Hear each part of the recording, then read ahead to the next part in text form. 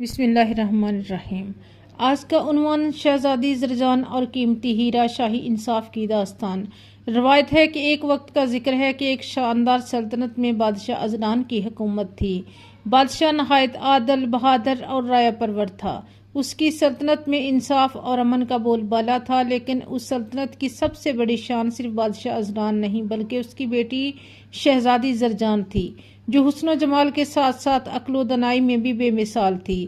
شہزادی زرجان کے بارے میں کہا جاتا تھا کہ اگر بادشاہ کسی فیصلے میں مشکلات کا شکار ہو جائے تو وہ اپنی بیٹی کی رائے پر بھروسہ کرتا ہے۔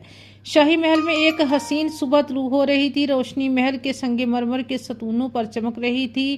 محل کے صحن میں پھولوں کی خوشبو بکھری ہوئی تھی اور فضا میں شہزادی زرجان کے علم و عدل کے قصے گونج رہے تھے۔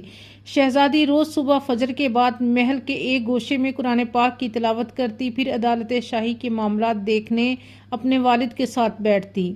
اسی دن ایک غیر معمولی واقعہ پیش آیا۔ دربار کے دروازے پر ایک بلند آواز گونجی، عدالت شاہی زندہ باد، بادشاہ سلامت زندہ باد۔ دربان نے اطلاع دی، بادشاہ سلامت ملک کا ایک تاجر دربار میں حاضر ہونا چاہتا ہے۔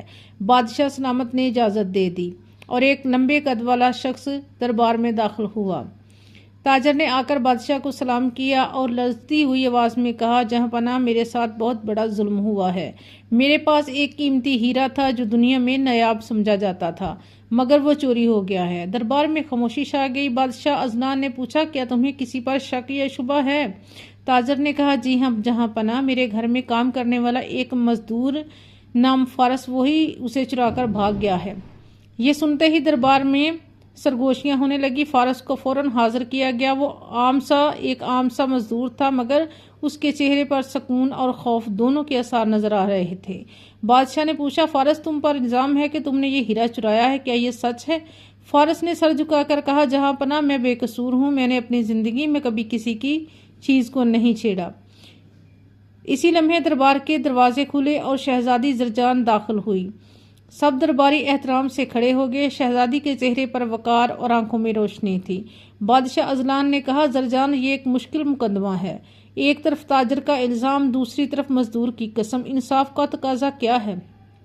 شہزادی نے خاموشی سے دونوں کو دیکھا اور کہا، جہاں پناہ، انصاف کے لیے جلدی فیصلہ نہیں کرنا چاہیے۔ سچائی کے لیے عقل اور صبر دونوں کی ضرورت ہوتی ہے۔ مجھے ایک دن کی مہلت دیجیے، میں تحقیق کروں گی۔ بادشاہ نے مسکرا کر اجازت دی۔ شہزادی زرجان نے محل کے محافظوں کو حکم دیا کہ دونوں تاجر اور مزدور کے محل کے ایک ایک مہمان خانے میں ٹھہرایا جائے۔ پھر شہزادی نے خفیہ طور پر ایک حکمت عملی ترتیب دی۔ اسی رات شہزادی نے دونوں کے کمروں میں ایک ہی جیسا قیمتی ڈبہ رکھوایا۔ دونوں ڈبوں میں قیمتی پتھر رکھے گئے، مگر اصل میں وہ ہیرا نہیں تھے۔ ساتھ ایک پیغام لکھا گیا تھا، جس کے ضمیر پر بوجھ ہے وہ اس تحفے کو قبول نہیں کرے گا۔ صبح جب دونوں کمروں کا جائزہ لیا گیا تو حیرت انگیز طور پر مزدور فارس نے وہ ڈبہ بغیر چھوئے چھوڑ دیا، جبکہ تاجر نے وہ پتھر اپنے بیگ میں چھپا لیا۔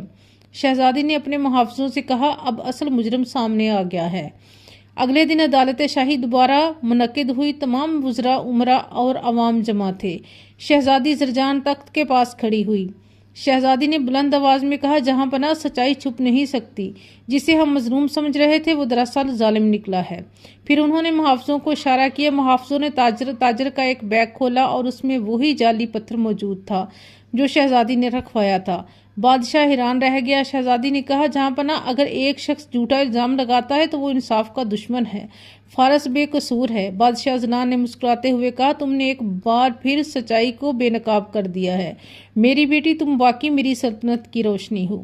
پھر بادشاہ نے اعلان کیا کہ تاجر کو سزا دی جائے اور فارس کو شاہی دربار میں ملازمت دی جائے۔ اس فیصلے کے بعد شہزادی زرجان کی شہرت پورے ملک میں پھیل گئی۔ لوگ انہیں عدالت کی شہزادی کہنے لگے۔ ایک دن ایک بوڑھی عورت دربار کے باہر کھڑی تھی، ہاتھ میں پھولوں کی ٹوکری لیے۔ جب شہزادی گزری تو اس نے کہا، بیٹی، اللہ تمہیں سلامت رکھے، تم نے سچائی کی لاج رکھی ہے۔ شہزادی نے مسکرا کر کہا، ماں، سچائی اللہ کی امانت ہے، جو اس کی حفاظت کرے گا وہی اصل میں بادشاہ ہوتا ہے۔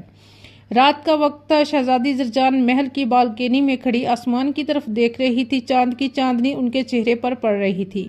اس کے ہاتھ میں قیمتی ہیرا تھا جو اب شاہی خزانے میں امانت کے طور پر رکھا گیا تھا۔ انہوں نے نرمی سے کہا، یہ ہیرا تو چمک رکھتا ہے مگر اصل روشنی تو انصاف کی ہے جو دلوں میں جلتی ہے۔ پھر آسمان پر چمکتا ہوا تارا جسے اس کی بات کی تصدیق کر رہا ہو۔ پیغام کہانی: سچائی دیر سے صحیح مگر ہمیشہ جیت جاتی ہے۔ جھوٹ کا انجام ذلت اور انصاف کا انعام عزت ہے۔ اگر آپ کو ہماری یہ کہانی اچھی لگے تو لائک کیجیے، شیئر کیجیے اور سبسکرائب کیجیے۔